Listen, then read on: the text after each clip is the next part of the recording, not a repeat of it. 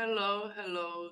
Hi, Kristina. This is new episode. Hi, Rachel. This is new episode of KSM Podcast Going Business Online with Kristina. And today's it's like always a pleasure to have a new guest speaker. And today I'm so excited to have my special guest speaker, lady Rachel Jenkins. And Rachel, welcome to KSM Podcast. Thank you very much. It's great to be here. It's glad to have you today, and thank you so much for joining. And after a long time, we always connected and talk about how when we can go together. But in the podcast, and finally, we are here today. And Rachel, tell us a little bit about you. Introduce yourself for our audience. I'm Rachel. I've been in business for 11 years. It's a small business that I have, and I work with other solo entrepreneurs who are looking to scale their business. My company is called Partnered Progress, and there's a very good reason for that because one of my core values is about partnership and collaboration. So no matter who I'm working with, it's about really building that partnership and being in it together because the kind of work that I like to do is very deep and impactful. And I don't think that I personally don't like to come at that from any other way other than it's about partnership, and I think there's real strength in that. So yeah, my business is called Partner Progress to help people move their business forward. Yes, and this is really lovely, because I know you. We met online I mean, more than 5 years now, and I know that you have such a great background, and I always wanted to share with us just for our audience. There are always people who wanna to start business or wanted to be influenced with someone, and the core of this podcast is just to help people to overcome their fears and start their business journey, own business Mm. journey, or do transition or something like that, Yeah, especially in digital world. So can you share with us about your background just for our yeah, audience? yeah, sure. I'm actually a techie. I started my career as a software engineer, and then I moved into kind of project and project management or program management side of things, and then I moved that kind of broadened out into operations. So I've worked with tiny startups of like one person up to multinational corporations across the globe, working with disparate teams and of all different sizes. And actually, my business when I first started it was a pure coaching business.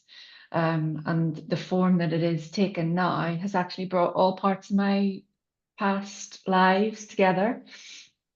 And it's very much about like a kind of hybrid coaching and consulting business because I'm able to then draw on all of the expertise that I've got in businesses in tech and in the media, in SaaS companies. And yeah, I bring all of that together. And how was in that time? How did you feel when you work with clients, like and help them to resolve their problems? Yeah, I Interested mean, in it's that a in that way, in yeah, that time. it's hugely rewarding. I mean, I struggled a lot in the early years of my business.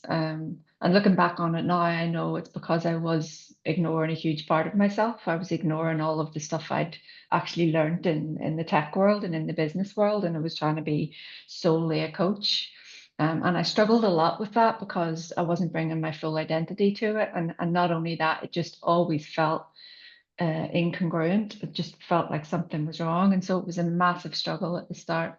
And now, after I realized that I needed to bring it all together, which was a journey in itself, that realization.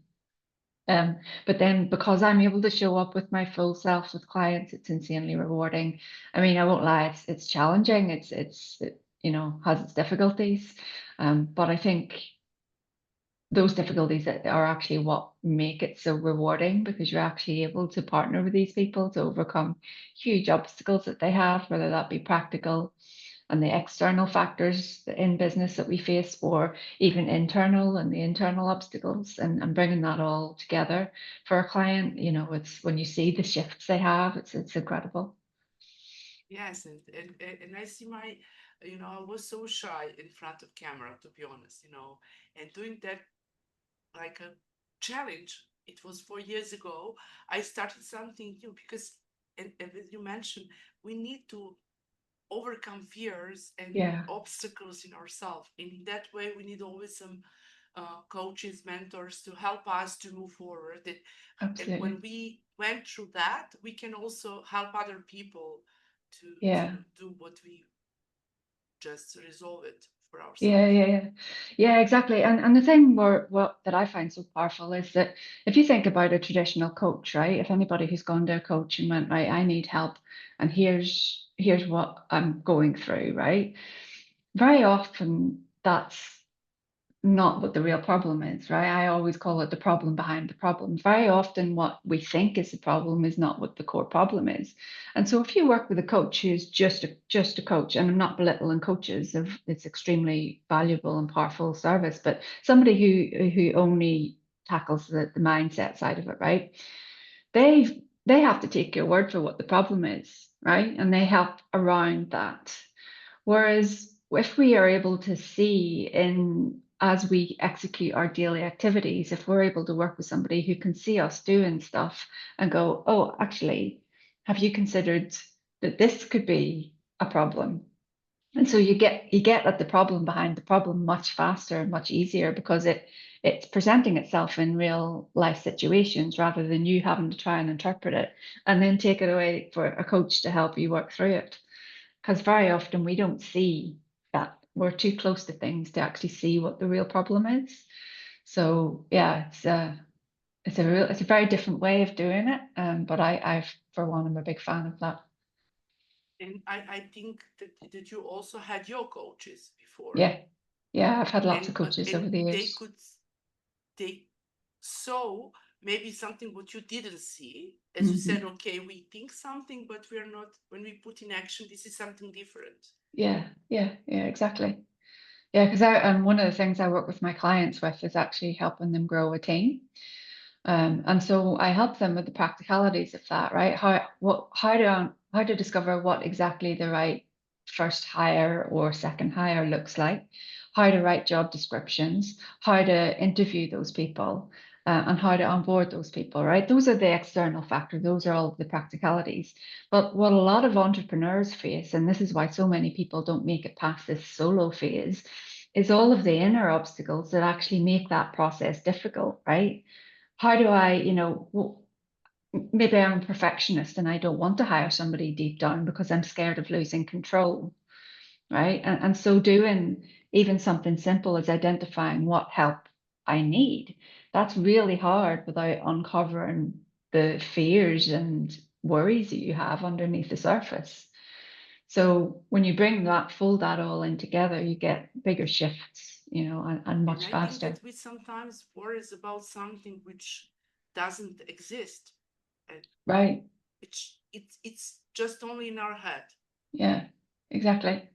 Or maybe it's just something not voiced, right? How often do we find ourselves as human beings being uh, feeling frustrated or angry or emotional about something, right? And we don't know why, and that can last for a long time. And oftentimes, once you actually voice what the real problem is, that diffuses that tension. That frustration might dissipate entirely because you've at least named it, right? And naming it is half of the problem. And then once you name it, you can work through it. Yes. So this is something, a problem without problem. Yeah, Just that we have all in our mind, in our yeah, brain. yeah. But that's huge, right? Our minds drive everything. And, we can't take it for granted or take it lightly with the obstacles that we face, especially entrepreneurs. We work hard. We work really hard, long hours, and we don't. When entrepreneurs don't switch off, right? You don't go, oh, it's 5 o'clock, I'm going to switch off now. You just don't. Your brain keeps going 24/7. You dream this stuff. You think about it while you're watching TV, you're eating dinner, and so the more control or awareness we can have on our own mind and our own being, the easier the business is going to be for us. And Rachel, uh, when you created your and built it your new company, what triggered you to start? You mentioned before you were struggling, you had your Yeah. coach move forward, work on yourself, but now when you help from this perspective and before, what triggered you to start that new company, and who do you mostly help? Who are your clients? So do you mean what triggered me when I started 11 years ago, or the No, no, business no. in This one, the new, form it new. is now? Um, yeah, great question. I suffered from a very severe bout of burnout. And I had to just scale way back. I had to stop all my client facing activity. I was lucky enough to be able to do that. Um, and I had to go back to my, the only way I can describe it is I kind of went back to my bone marrow and my nerve endings. And, I had to really get honest with myself about what I needed, what I wanted, and what I was capable of, right? And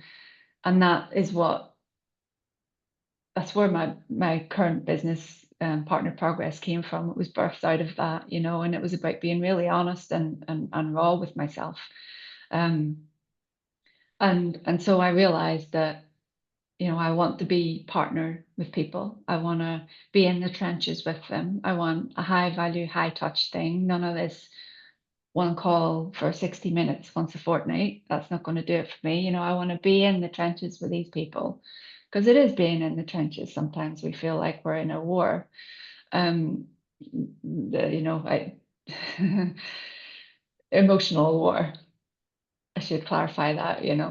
Um, so yeah, that's where my partner progress business came from in its current form, and it took me long, about 6 months really of being in burnout to really get at the truth of what I needed. And so the people I work with now are solo entrepreneurs who want to grow their business. Um, and that can be, that's more on the ops side or the operations side, right? So there's two different sides to growing your And business.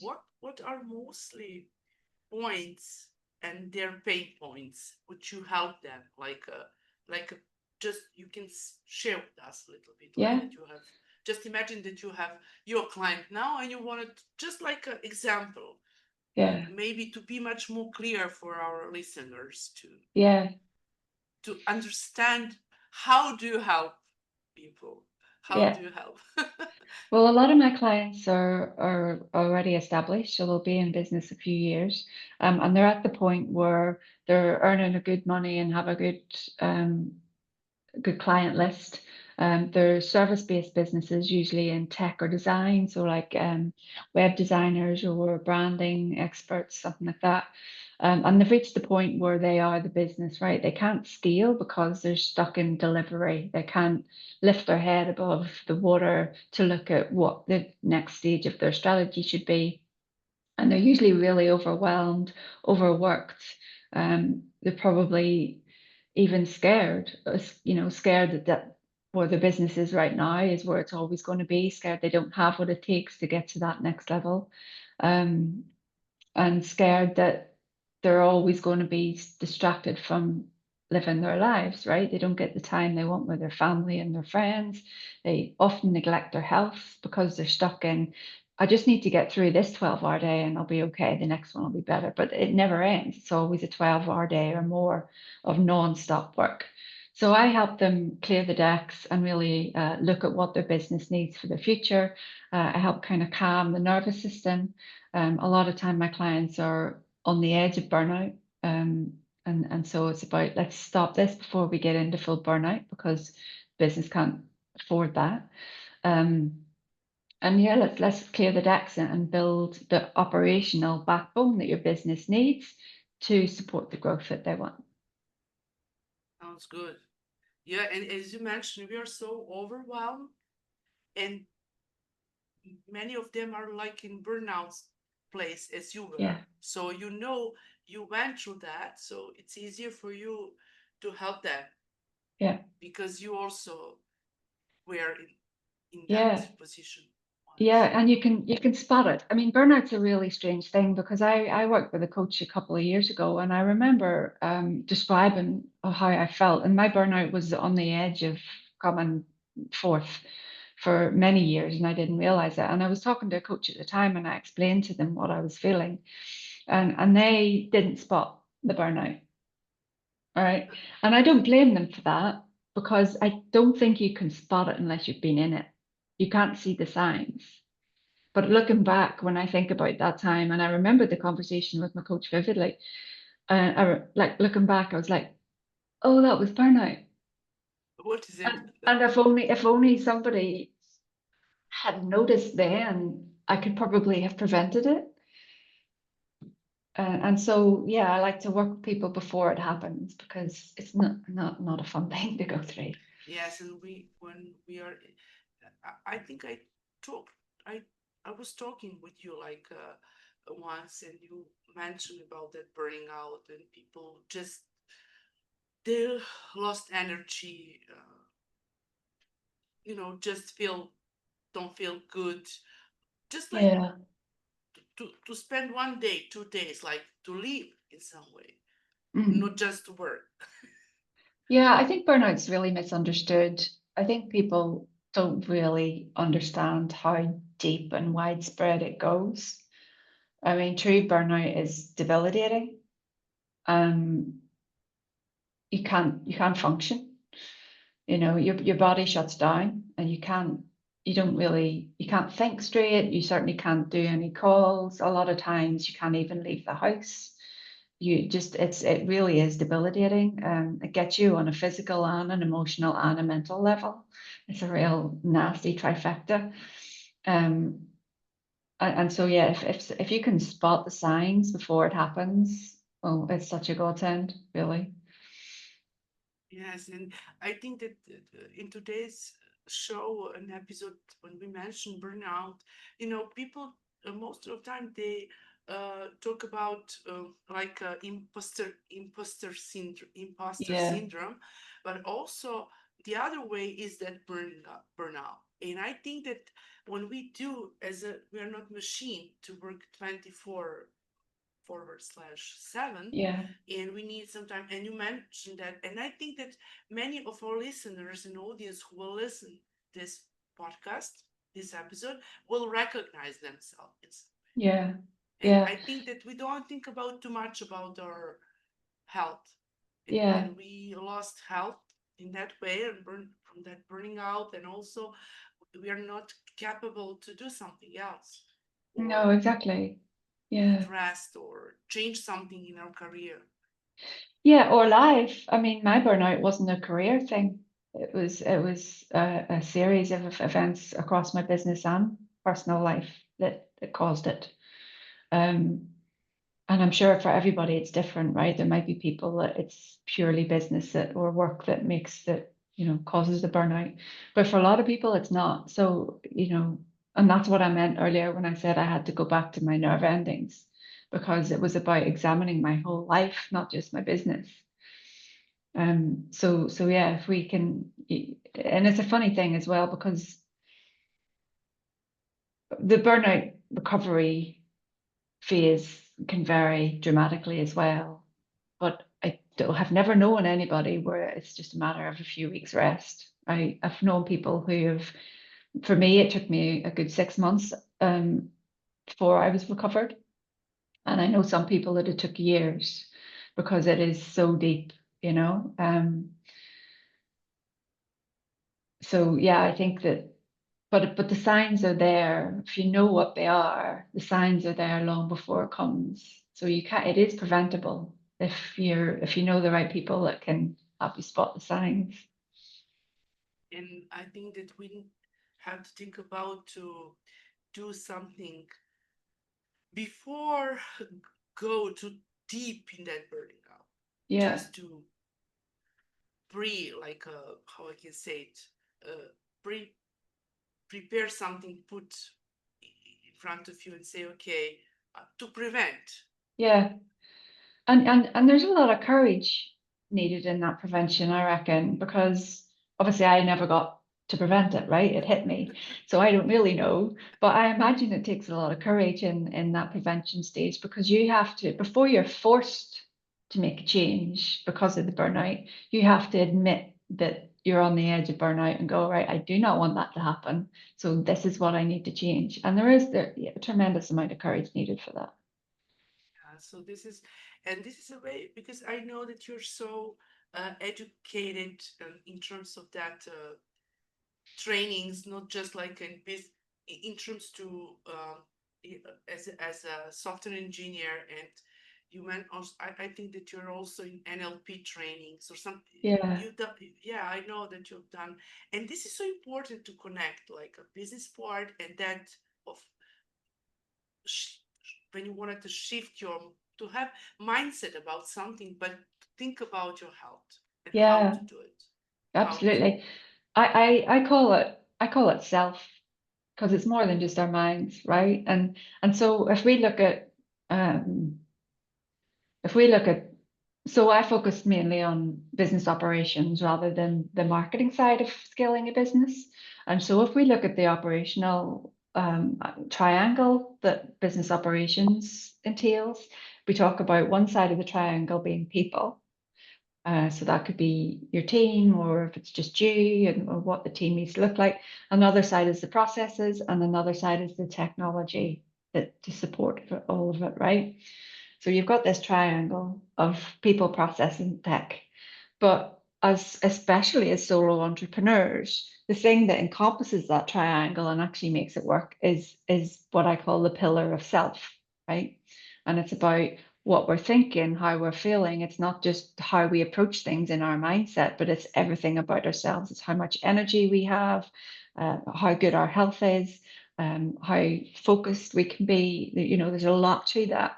And if you think of a graph on the scale of business growth, you've got one end of the scale where you start the business and it's just you, and then you've got another side of the scale where you grow as a business, right? And so the the reason why I talk about it as a graph, because it's the more you are in the business, it's directly proportional to how important that self pillar is, right? Because as a business grows and you're in it less and less, you as the business, or you as yourself, is less of an impact for the business. You can extract yourself from it.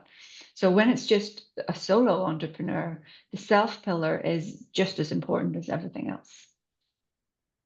Yeah, and this I think that this episode will impact some people and audience just to think about themselves and burning out and think how they feel that, not just like a I work, and after that just dropping down and like I'm not I'm not capable to do something. Yeah, and that's imposter syndrome, right? And it's uh, I'm sure most people have heard this in the imposter syndrome world, but it's one of those funny syndromes that the more you think you have imposter syndrome, the less likely you are to be an imposter. And do you think sometimes just I got some idea that we can in some way connect burning out and imposter syndrome? Because if people are in burnout mode and they think about it, and after that maybe they are so exhausted, Yeah, they don't have yeah. strength, you're not capable to work, still because they are so tired. And then that they say, okay, I'm not good enough, you know? Hmm. Maybe Yeah, something in some way absolutely. Yeah, absolutely. It behind has the an scene. impact. I think that burning out and imposter has some connection in some way. Definitely, definitely does. And the way I describe it is, everybody who suffers from imposter syndrome have a couple of traits in common. They think fast and they feel deeply. And when you have those two things, your mind's always going and you're always feeling it. Absolutely, that contributes to burnout, right? Because how do you stop what? Like, how do you calm your brain enough to, quiet and not think all the time so quickly? And especially with people who are like neurodivergent in some way, right? Who don't just think fast, but think fast across a million different things and they're constantly flipping from one thing to the other.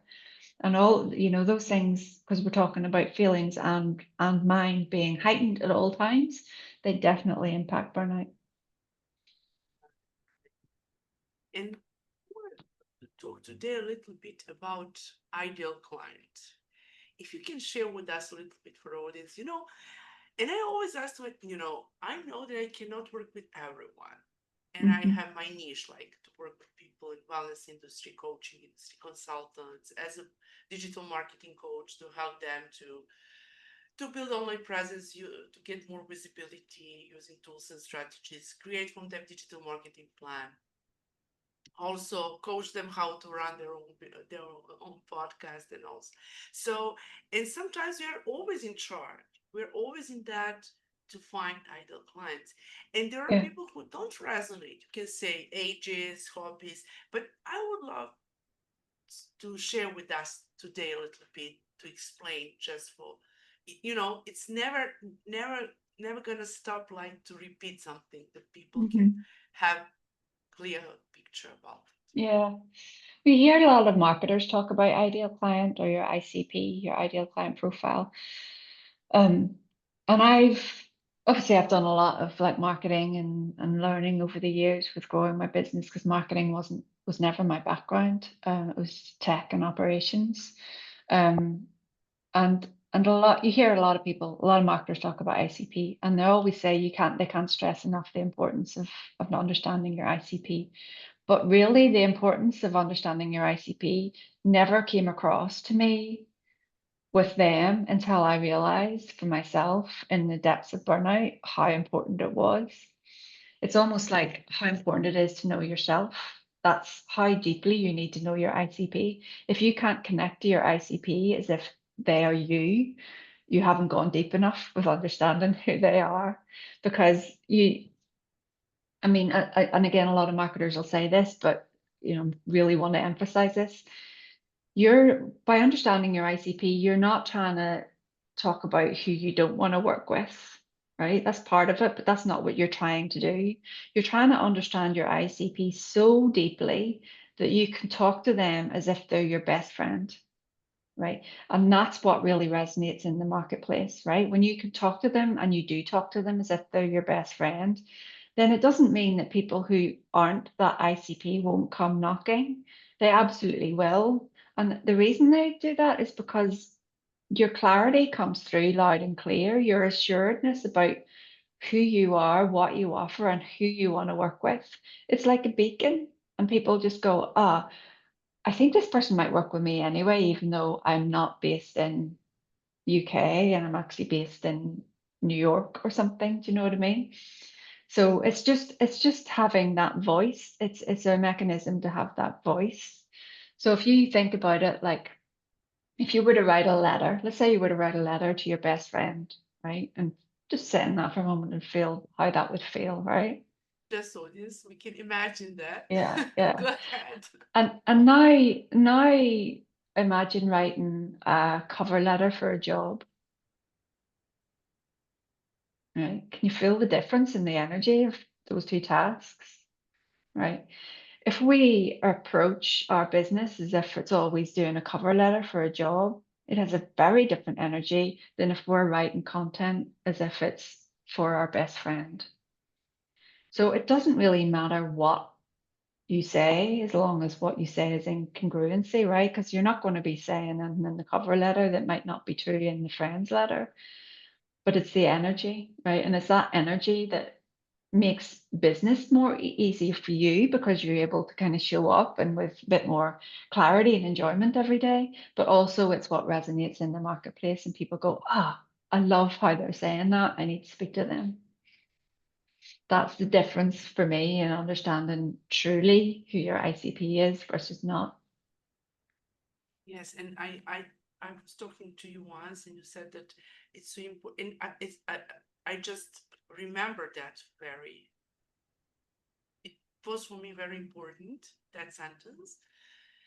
That we when we wanted to choose our ICP to find it, we have to think about about people, about personality, not about business, not Yes. about industry. Yes. I mean, that's part of it, but it's not the big, um, let's say needle mover that's really going to help you understand that person, right? It's about who they are, how they show up, what they're thinking, what their fears You are. know, and when we go to the, let's say, ages, like I have some here also in my, like, like they, what we wanted to, like industry type, employee count, technology, geography, ages, hobbies, Yeah. kids, and other things. But just imagine, and I always was in not conflict with myself, but always ask my uh, how, for example, if we go, I'm in online space mostly, and if I myself or me or whoever go to the online space and wanted to, let's say, know that person, but I cannot research all those very good because I cannot research income. There are people who don't want to say ages. French will tell comme si comme ça, Hmm. you know, yes or yes. But there are some information I cannot research, Yeah. or before I go to connect with that person, or send cold email, or message it, or or Yeah. refer with some people. There, Yeah. when we in general when we think about, Yeah. Obviously, you can't know everybody who's going to fall into your ICP bracket. That's true. And I think those things like demographic, and the more kind of tangible side of an ICP, I think those things are used more to help you target those people, right? Help you find those people. I think they're less about understanding your client and more about finding them, right? But I think when you think about the person and who they are, what they're going through, that's about understanding them, right? Like, because part of a demographic, for example, is where they live. I mean, is that really relevant when you want to sit down and write, a piece of content that talks to them? No, it's not. But is understanding them and what they're going through important? Absolutely. and I think that we go to into the online space, we also have to connect with them to build relationship, but not just theoretically. We have to go there to jump on the call and just to get to know that person, or Yeah, yeah, to for get sure. to know each other, that we Yeah, can work together. Maybe we can connect to today, but maybe we can work together in 6 months. But this is where how we build our list of people, yeah, potential clients, leads. yeah. And so, like what I said a minute ago about a business, the pillar of self being just as important in a business context as the operations or the marketing, right? When we talk about solo or even small businesses, the pillar of self is really important, just as important as the rest of it. And if you think about your ICP, we're essentially talking about the same thing. We're talking about the external factors, where they live, how many kids they have, all of the front facing stuff. But just as important is their pillar of self, right? Who they are and how they show up. And so it's both sides of that that are important. But the first side of it, where they live and that kind of thing, is going to help you find them. And the other side of it is going to help you talk to them. So I think that's why a lot of branding experts tackle the external stuff first, where they live, etc., because it's easier. You don't have to dig as deep to understand them as you do understanding their pillar itself. Thank you for sharing that. It's very beneficial and very educational for our audience. And you know, today we talk about many things, and I'm super happy to have you, Rachel, today, just to share many about ideal clients, about burning out, about your business. So, do you have something for as a freebie for our listeners, for our audience to share with us? I will put all links below Yeah. this because it's going to be on YouTube, on Spotify, Apple, Podbean, many. I mean, audio on more than 20 platforms. So I will put all those information for our listeners to connect with you. Okay. Yeah, cool. I have a few things actually. I have a workbook, which is how to build your dream team. And it's a really in-depth, high-value workbook to help you really flesh out what you need and build job descriptions, and even how to onboard them successfully, because it's a very intricate process. So that's completely free for anybody who wants it. I also have a workshop, and it's a real it's a small, intimate workshop where you actually get to engage. It's a 2 half days, and it's about your whole business operations and understanding where the gaps are. And then I also offer free consultations as well if anybody needs to just a conversation on where they might be stuck, and I'll help them Yeah, uncover. and you mentioned it's going to be in September. I mean, Yeah, for the yeah, but workshop, yeah, end of workshop. September. Okay, but I Yeah. will put all links and information below. And can you share with us your website or how people can connect with you on social media or Yeah, LinkedIn or Instagram or Facebook? Where yeah, or your I can website? share I can share the link, and my website is basically just partneredprogress.com. Progress.com. And people can connect with you there. So Yes. yeah, and for all you who wanted to join and to start your own podcast, just connect with me. Just and also I have special offer for people who wanted to promote specifically like a product, service, course, whatever, as a paid package for my podcast. You know, my podcast is for free, but I have specifically opportunity for people who wanted to specifically promote their business in one way, like in general, but to talk about 30 to 45 minutes about your product, service, whatever you wanted to promote. This is from me in terms of my podcast. Uh, Rachel, before we finish and ramp up our show today, do you have some final message for people who wanted to start business, own business journey, who are in business, and or and wanted to do transition or whatever people have in their mind, but they are not they don't have courage. They're in fear to start. Yeah. Um, my first piece of advice is there's always going to be fears in business. There's always going to be, we're human, those inner obstacles will always come up. So I think the first place to start is coming to terms with the fact that you have the courage and bravery to do it in spite of the fear. And once you have that awareness, it kind of becomes easier because you know that you'll be able to tackle all of the challenges that come your way. So just make that first small step through the fear. Um, and then for people who are maybe more established and in the weeds of the business, they still have those fears, and those fears and worries will still slow us down, but there's always help out there. And you'd be surprised how many people are going through exactly the same thing or have been through exactly the same thing. And what's lovely about especially the online entrepreneurial space is that it's hugely supportive.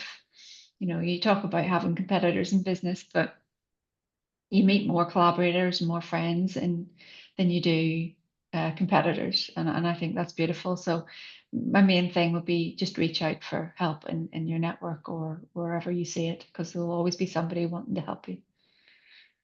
So if you have any something like a burnout or you wanted to what Rachel done, just go to Rachel, please repeat partner your Partnered website. progress. Partnered Partner progress. go to partnerprogress.com Yeah. and you can find all information and I will put and do you have freebie on your website as well, your ebook? No, not yet, no, but I can send you the But direct link for I will that. put yeah I will you will give me a link so I will put all information. Rachel, thank you so very much. It was such a huge huge pleasure having you today, and we shared such amazing things because this is so like as a master class. Talk about ideal climb, talk about burning out, talk about a lot of things, Yeah, which is going to be so helpful for our audience. I hope And so. I'll And see you thank you very for, soon again on my podcast. yeah, thanks for having me, Kristina. It's been an absolute pleasure. Thanks for joining me. It's absolutely pleasure having you. Have a lovely day and bye for now. Thank you. Bye. Bye.